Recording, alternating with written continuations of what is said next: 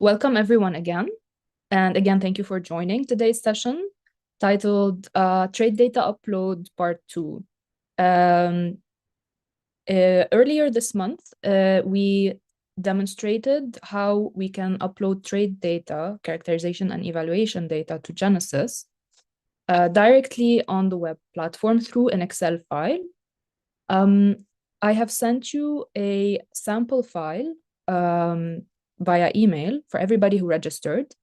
If you want to practice this session in parallel to this demonstration, if you want to practice these steps, and also you can use the same file if you want to practice the first part.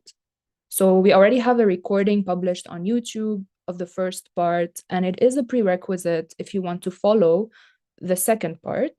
Everything that we've covered in the first part, I will demonstrate again, but very quickly today, using the same data sample. If you haven't received it, also please type it in the chat and I can send it to you directly. What we also sent you and what you would need in order to practice the session directly are the login details. We have a test platform. It's called Sandbox. So it's imitating Genesys, but just for testing purpose. I shared with you an account that we are all going to be using in order to practice the trade data upload, and throughout the year, all the other demonstrations that we're going to do.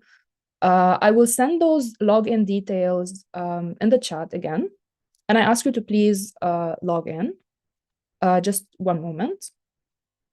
And also, I will stop sharing my screen, and I will share the Sandbox platform directly so that I can show you how to log in.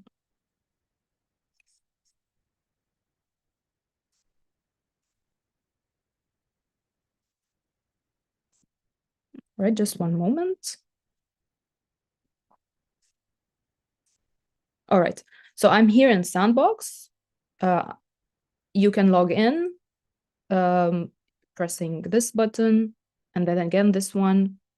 And you can type in the username and password that I shared with you in the chat directly here. I already have them saved. So it's helpdesk plus this number with the password I shared with you.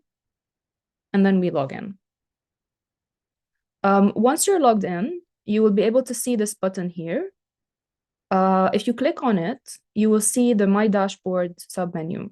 This is from My Dashboard is where the upload happens. From the dashboard, you will be able to see, if you log in using the account I shared with you, the trade data menu here. And if you click on it, there's the dataset submenu and a few others that we will have a look at today also. Before I proceed by going into the dataset and continuing from what we did last time, I will share with you what we covered in part 1, but very briefly. So over here, we have the recording of part 1 that is split up into chapters. So last time we looked at the Excel file, the data sample, and we checked that the minimum columns that are required in order to be able to upload are present in this Excel file.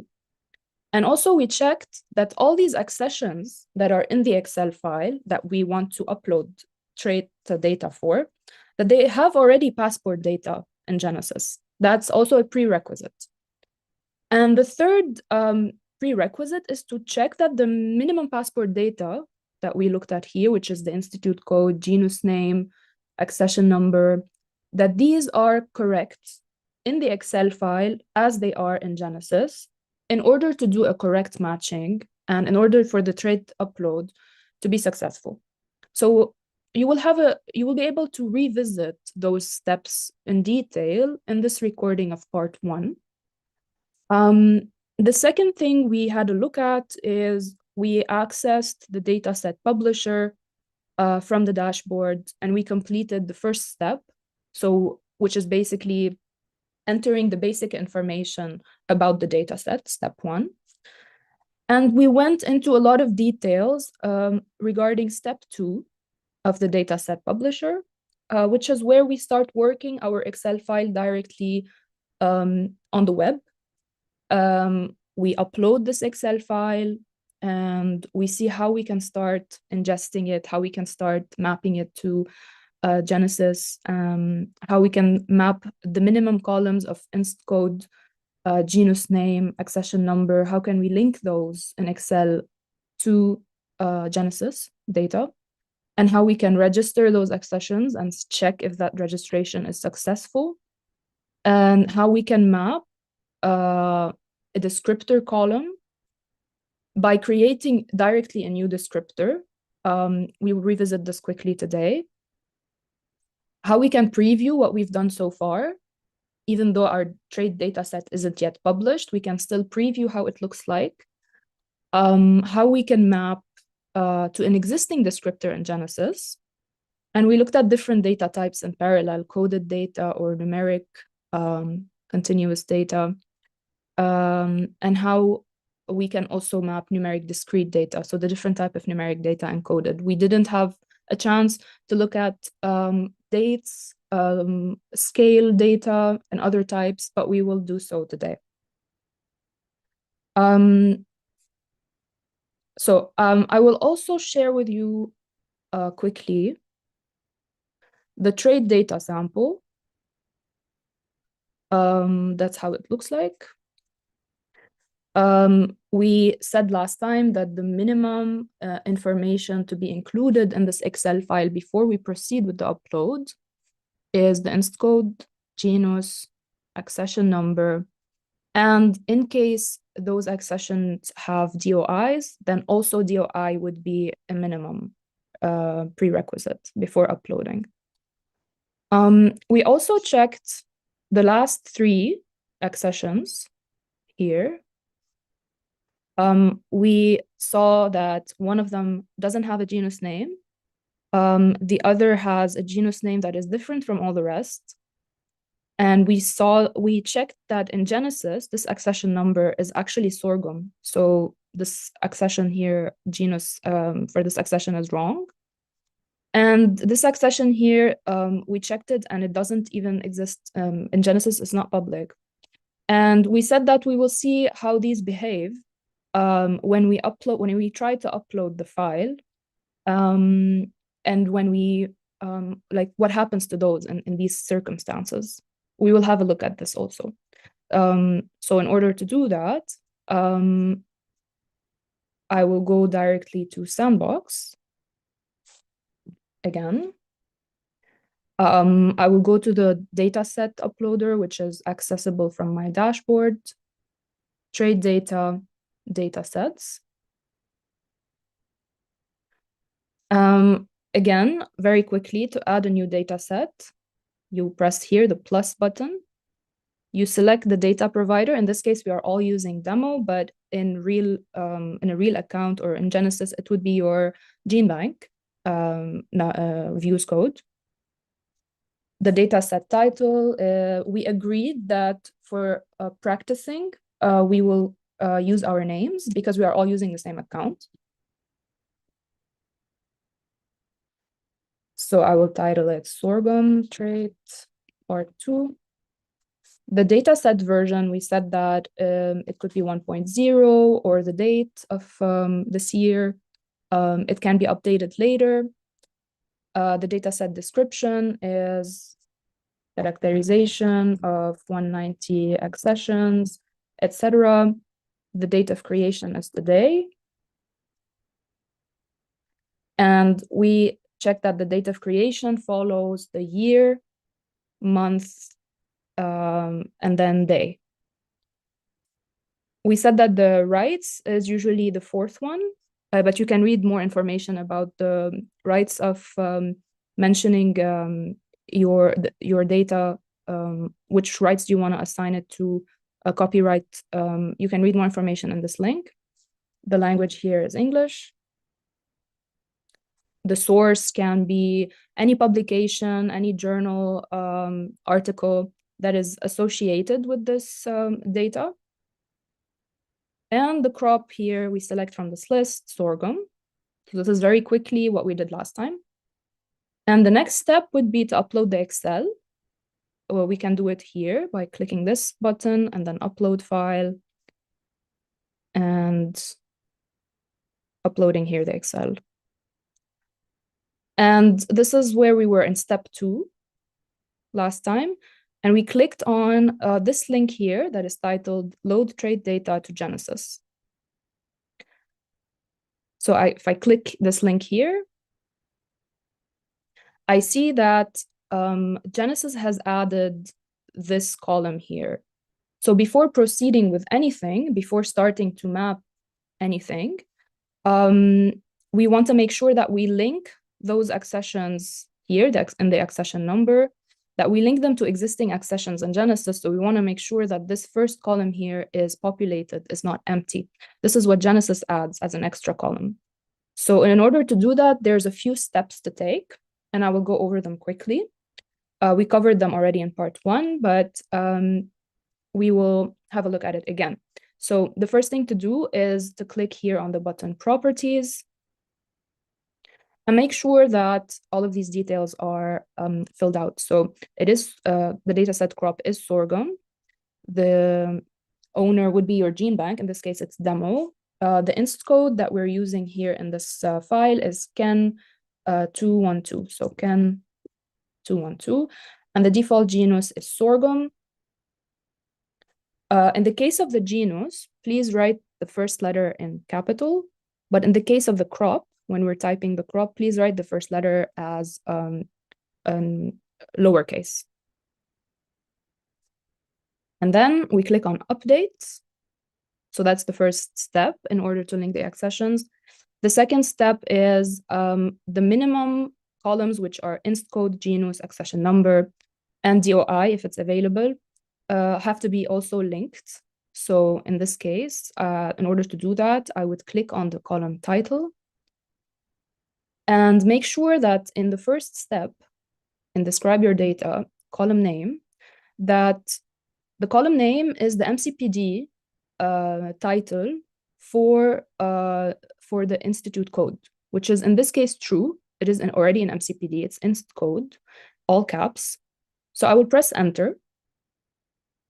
And I will see here that the title has been modified to include inst code in all caps with the original column name, which is already inst code. You won't see here much of a difference, but you will notice it here in genus. So if I want to map the next column, that is genus, all I have to do is I click on the arrow here in order to move on to the next column. And I want to do the same for genus. I want to map it to the MCPD title in the column name section, not here. This title is what your users will see in the public data set, but here it's internal. So I type here genus all caps, that's the MCPD format, and I press enter. And I see here that my original column genus has been mapped to the MCPD in Genesys. I still have to do one more, which is the accession number. And I click. So in order to exit this dialog box, I clicked on the gray part. If I want to re-enter it, I click on the column title. And I want to map accession number.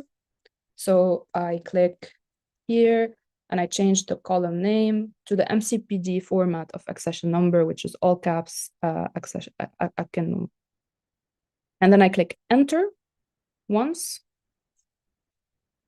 And I see if I exit this dialog box that it has been properly linked. So I still cannot proceed because this column is still empty.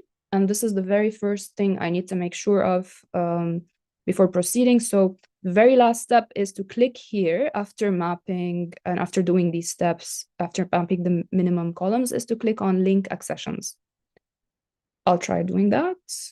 And you see here, there are, links, and there's this column is populated, which is great because it means that this data is being linked to an accession that is already existing in Genesys, which is what we want to do. However, Not all of these accessions in this file have been successfully linked because 3 of them that I showed you in the Excel file, 3 of them have incorrect data or have some issues. How can you check if everything has been successfully linked or not? You can use the filter pane here on the left-hand side. So in order to check if, you want to see which accessions have not been linked. So you, in this case, click on this button here to untick accession exists for now and only keep row not mapped to accession. And you have to click on apply filters. So the default is this. I untick the second one. I untick accession exists for now and I keep row not mapped to accession, and then I click on apply filters. And you see here that 3 accessions that we talked about are not included. So what happens if I proceed and these 3 accessions are not linked? So what would happen basically is these accessions will not have any trade data that is public in Genesys, or they will not be linked to any trade data when we publish the data set at the end. They will not be included. The data set here in Excel has around, I think, 194 accessions. That's what we have in Excel. In Genesys, these will be excluded. So the final data set will show you that it has 191 accessions instead of 194. You can choose how you want to proceed when you see this issue happening. You can choose to continue with the data set and then upload and then fix those issues later. So you would be excluding these 3 accessions. And then you can upload them later at a separate Excel file. Or you can choose that you want to fix these issues and then re-upload another Excel file and redo this mapping again to make sure that everything is included. So this is up to you, how you would wish to proceed. For now, just for the sake of this demonstration, we will keep it simple. So we will proceed and exclude these accessions. So I will reset here the filter. So let's say that you discovered, here that, that your accessions are supposed to be 190, but they're 191, or vice versa. They're supposed to be 194 and they're 191. And you want to fix that. You don't want to proceed. What would you do? In this case, where you can go to the trade data set menu. So we're going back to our dashboard, or you can just click here on dashboard. You don't have to worry because everything you've done so far is automatically saved. So you don't have to worry about exiting this page. So you can just exit this page, go to data sets. And you see here, this is the one I just did 6 minutes ago. I will enter here. And you see everything is saved. Next step. You can add another dataset file here to the one we already have. Or a little example here in Excel. Let's say I want to add 1 accession.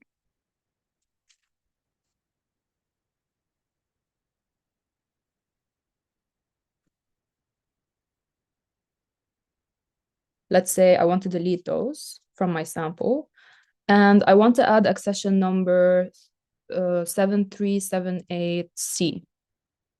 It doesn't exist, but I'm just going to demonstrate how you can add an additional Excel file. And I want to save this file as trade data sample addition. So I go back to my second step and I click on add dataset file, upload file, click upload the Excel here. And you see you can load the trade data here for the first sample, and you can load the trade data to the addition, right? And sorry.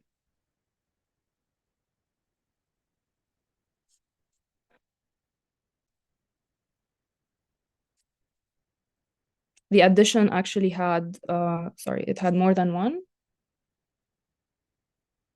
Delete. So this is the file actually that I uploaded. I uploaded more than one. There were some accessions below. So this is the extra accessions that I want to add. And I will have to apply the same steps to this file as I did to the first one.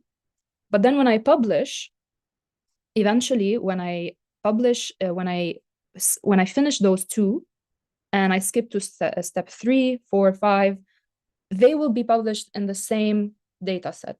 So eventually those two files, those two mappings, when you move on to step number 3, they will be merged together. So they will be showing as a total number of accessions the way you want it to be, even though they are separate files in the beginning. But unfortunately, what that means is that you will have to kind of do the same work twice for the first file and then for the second file.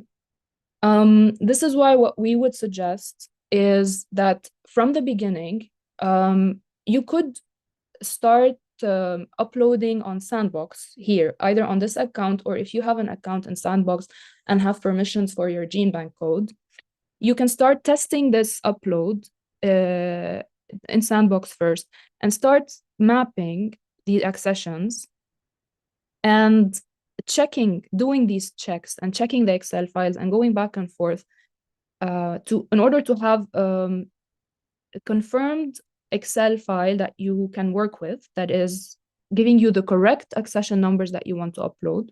And then our advice is, and then after that, you proceed with mapping, because here we have only like 10 descriptors, but usually your files might have like 50. So if you want to do the same work for mapping 50 descriptors for the first one, and then doing the same, but only for 4 accessions later, that's kind of double the work. So we always recommend that you start with the correct file, and that would set you on the right path, from the beginning.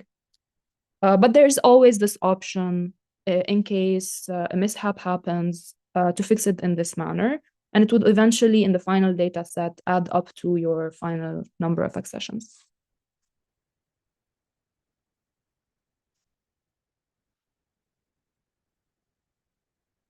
But I'm gonna start then mapping descriptor types.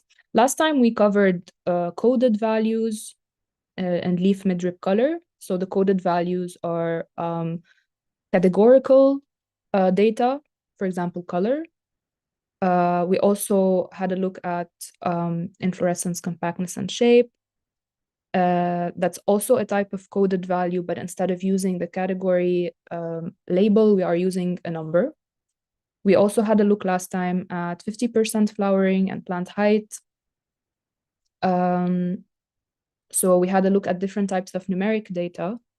We will have a look today at how we can map scale data, or how we can work this out. So scale data is basically a lot like categorical. It's a lot like coded values, like white, yellow. We here have low, intermediate, high.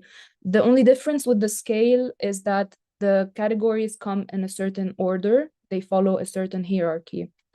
Low, intermediate, high. You might see those with other descriptors also. We can have these scale type of data also either directly using the label or using a number to express the scale. I want to map threshability to a descriptor. So all I have to do is the same as I did for genus and accession number. I click on the title of the column, and we had a look last time at this left-hand side. So what is this side? What are all of these? Basically, those are existing descriptors in Genesys. This software here tries to find, based on the crop name and based on the title here, matching existing descriptors in Genesys that could match your data in Excel so that you don't have to add another descriptor yourself. These already have predefined units, predefined type of data, scale, and predefined minimum and maximum values, and predefined also labels. So what do these values mean? This is existing in Genesys already. And you have a long list of those, either published by Genesys or published by different gene banks, because our partner gene banks, maybe some of you do that personally, upload your own descriptor lists in Genesys. We will have a look in later webinars at how you can do that. But you see here that this could be a good match because it is the crop sorghum, it is scale, which I know from my Excel that my data here is a scale.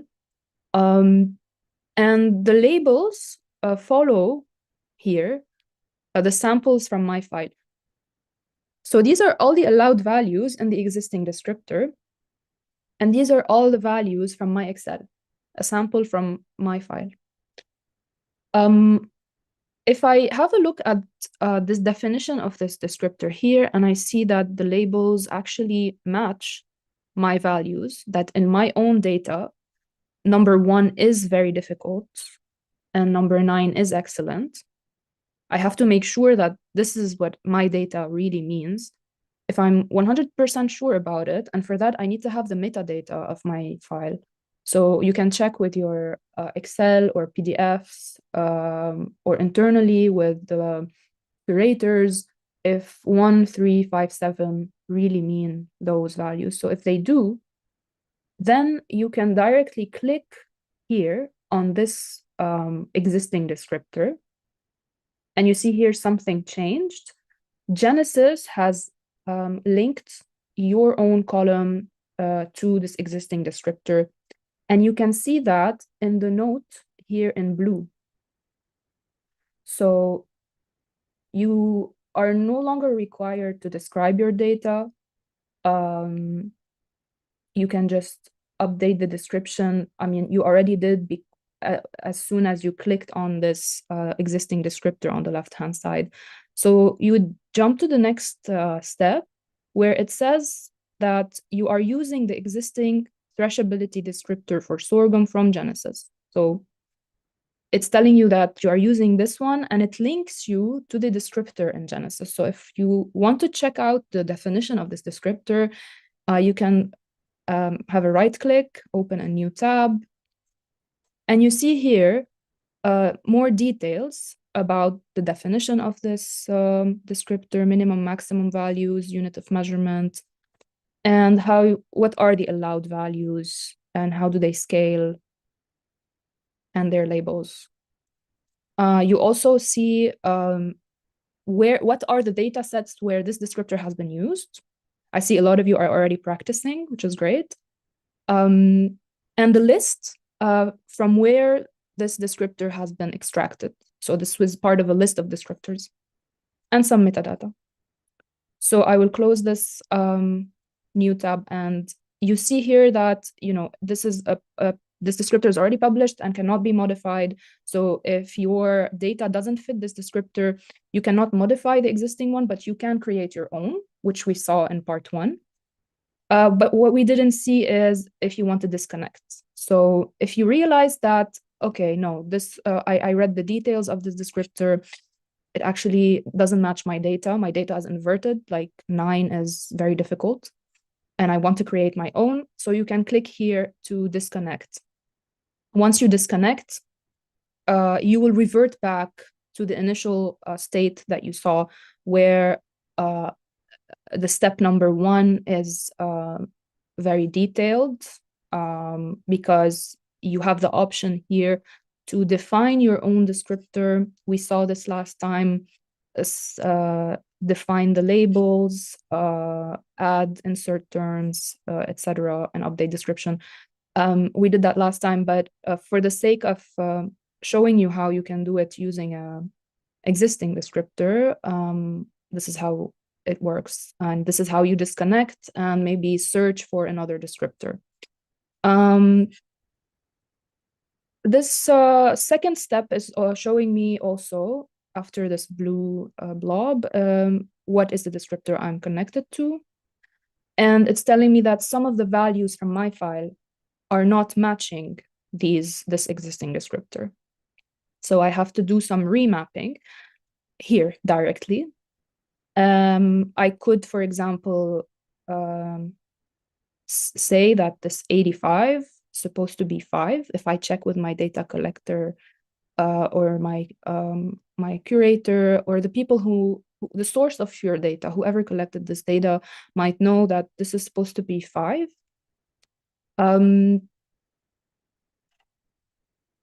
You could, instead of doing it manually, you could try pressing the button guess, but it didn't quite work here. So we will try doing it manually, 5, and apply corrections. And you see that 85 now in my data is mapped to number 5 here. So I corrected it automatically. And the rest of my values do match. So it says here that all values match the column descriptor. So I already completed the second step. I clicked on apply correction, that's done.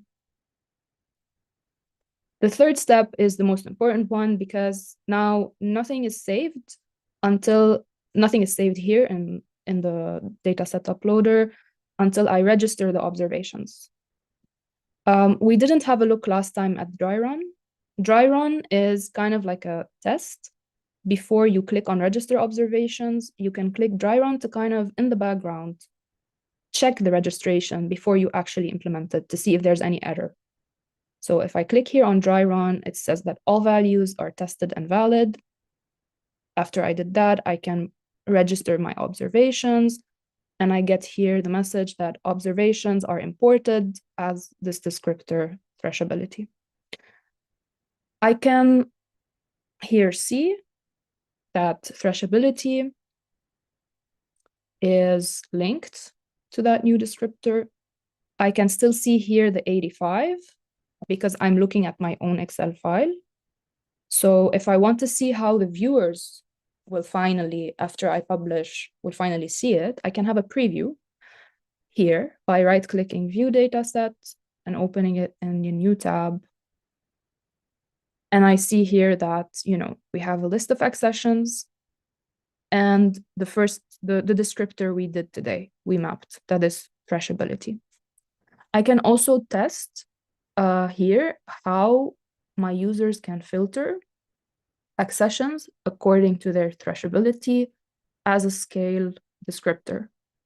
So the scale descriptors in Genesys are filtered in this manner. You can slide the toggle here. If you want accessions between 3 and 7, you apply filters. And 3 and 7 are included, so it's inclusive. And so this filters out only 115 items out of 191 that have a thrashability between 3 and 7. You can always reset the filter. That's how the users would see it after you make this public. You can also filter by accession number. And you can also filter by a type of data that is not included in your Excel, but that is included in Genesys, which is the biological status of the accession. Because all of these accessions already have passport data in Genesys. I will, for example, open this link to this accession and show you this already has passport data. It has a germplasm storage type, etc. It also have a biological status. And perhaps this would be very important for the users who are trying to find certain traits for certain accessions. Maybe they want them to be wild, or, breeding lines, etc. I will filter for traditional cultivars. So you see the number here shrinks to 93. If I only want traditional cultivars with this thrashability between 3 and 7, the number shrinks further. I will now show you how you can access the descriptors that you created from your dashboard. So if you click here on trade data, you will see the last menu is descriptors. We are now in datasets, but you can click here on open a new tab for descriptors. And you will see all of the descriptors that you own, that you create. Last time we did leaf midrib color and inflorescence, plant height, etc.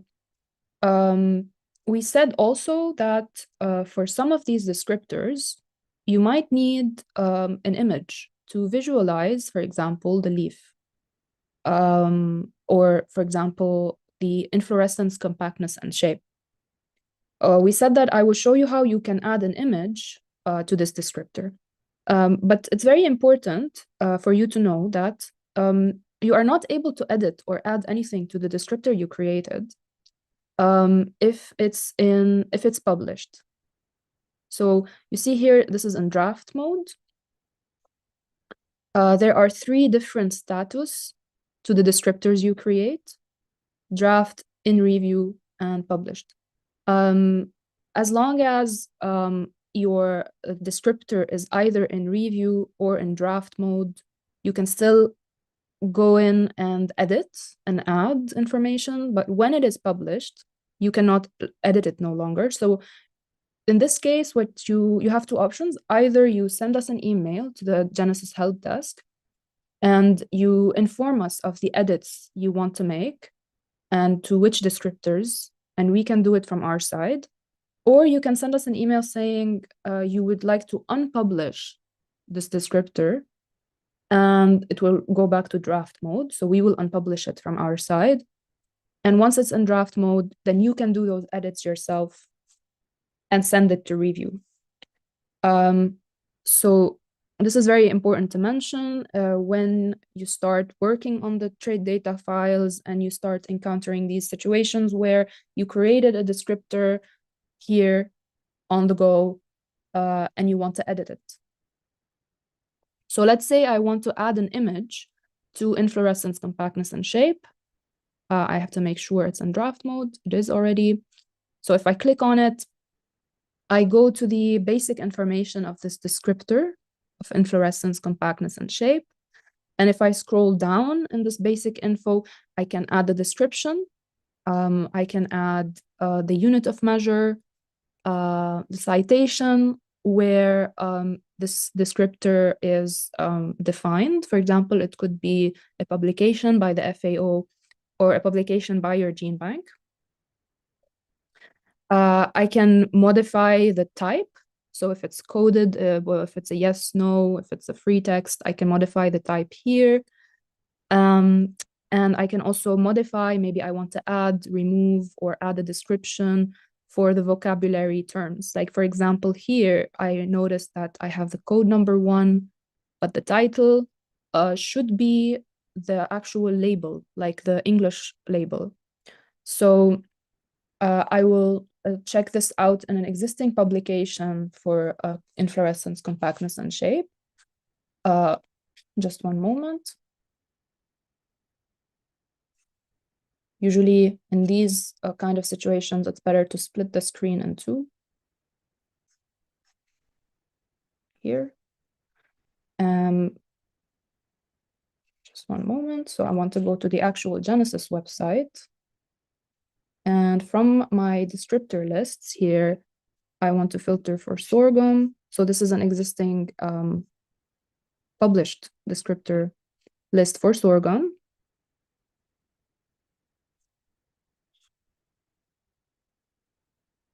And I want to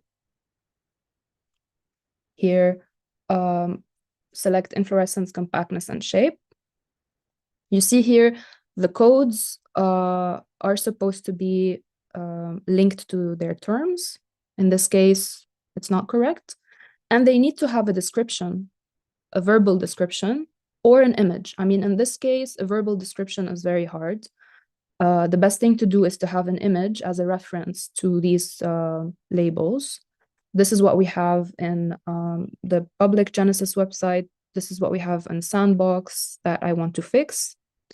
So if I realize my mistake, then I can, from my source, let's say this is a PDF file, not actually Genesys, I copy the terms to their correct codes alongside their correct descriptions. We basically just have to copy paste, right, the correct titles to the correct codes with their description if they're available. So that's what I will be editing in this descriptor.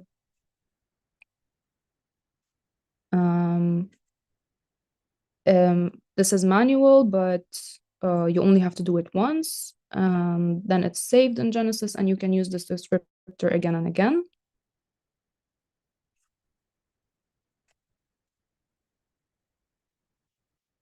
All right. So now I have my labels correctly mapped to their codes here.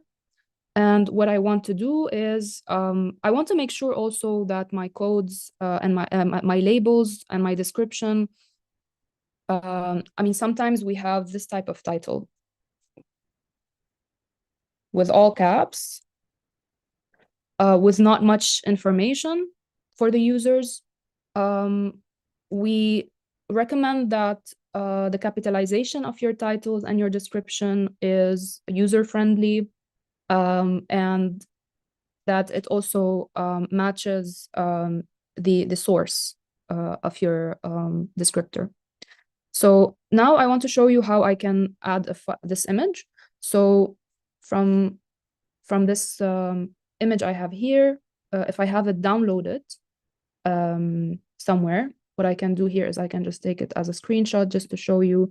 So if I have my image here in my files, in my downloads,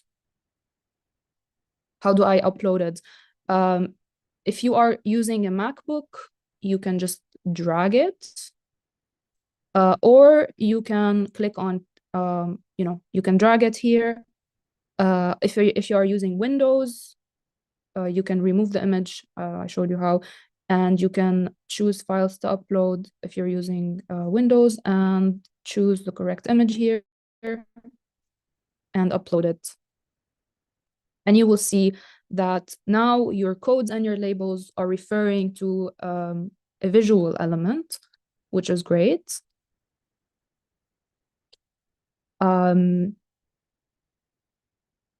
You can add units of measurement, etc. So now that I've did those modifications and added the image from here, from trade data descriptors, I can move on to the next step. This is just reviewing how my descriptor looks like and making sure that all the information is correct. And the final step is sending this descriptor to review. If I refresh, yes. So refreshing here would change the status from draft to in review. Once from our side, our team approves this descriptor, you will see the status would become published. So on our side, what we would be able to do is either approving or rejecting this descriptor. If you have any questions so far, please type them in the chat. I think we are almost, we are at the end of the time allocated for this webinar. So we covered today how we can we can modify a descriptor that we created, how we can add an image, modify the labels, how we can map a scale type of descriptor to an existing descriptor in Genesys, and how that looks like for our users. We also saw how we can add an additional Excel file if we missed a few accessions, how we can add it to the same trade data set. So I will, before closing this session, I will wait a few minutes to see if anybody has any question before we close. Please type it in the chat.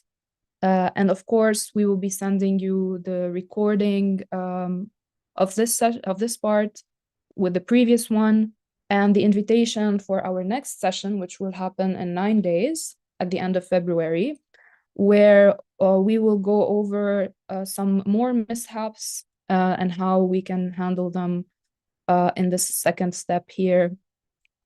And also go over the remaining steps, which don't take a lot of time until you review and publish, send your data set to publication. So we will continue also the next steps. Thank you so much for joining. You can always send us questions to the Genesys help desk if you want to practice later, and any questions pop up, we're always here. And with that, I wish you a good evening or afternoon, wherever you are, and see you in the next one.